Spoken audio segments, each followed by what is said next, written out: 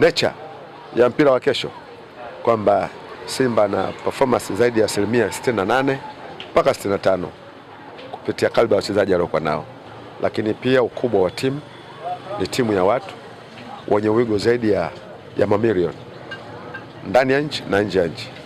Tunapozungumzia, angalia performance ya Simba aliyoingia nayo South Africa, bimaana mashabiki wakiwa na furaha, mashabiki wakiwa na muono, lakini kingine movement, jinsi gani timu ambayo ilivyokuwa iko makini wanapokwenda katika press ya kuifanyia press hii mashindano yao ya kuitafuta nusu finali, kuitafuta final. Kwamba naweza nikasema japokuwa tunazungumzia Simba wapo ugenini, lakini kama haipo ugenini, bi maana pressure pekee yake walioingia nayo, wameingia na pressure kujionyesha kwamba wana uwezo, lakini pia wana uhitaji wa kwenda final ya shirikisho Afrika. Kwa maeneo hayo,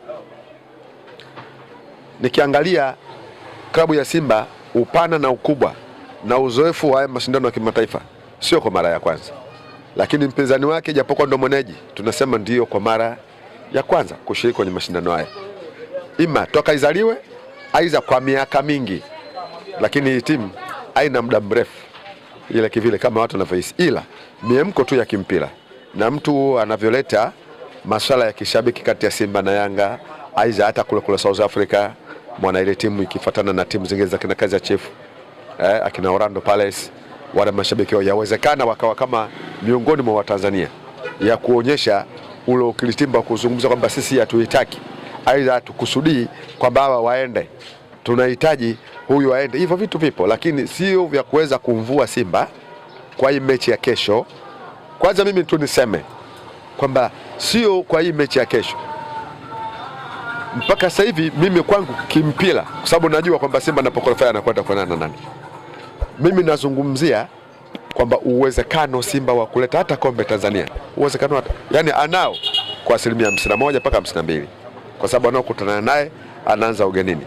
Lakini ukiangalia movement ya Simba hapa nyumbani, ukubwa wa timu, mashabiki na Watanzania kiuchao, sawa, Simba anaweza akachukua kombe. Kwa hiyo kwa mechi hii ya kesho kwa Simba, kama atatolewa, mimi naweza nikasema 80% ni uzembe wa wachezaji, lakini mpaka sasa hivi tayari wamesha South Africa ni zaidi ya 80%. Na kinachowabeba kikubwa ni uzoefu waliokuwa nao kwa ile ligi. Uzoefu wa klabu, aidha uzoefu wa michezo ni kila kitu duniani.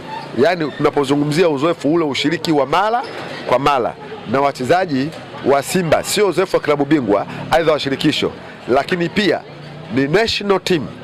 Wachezaji wa Simba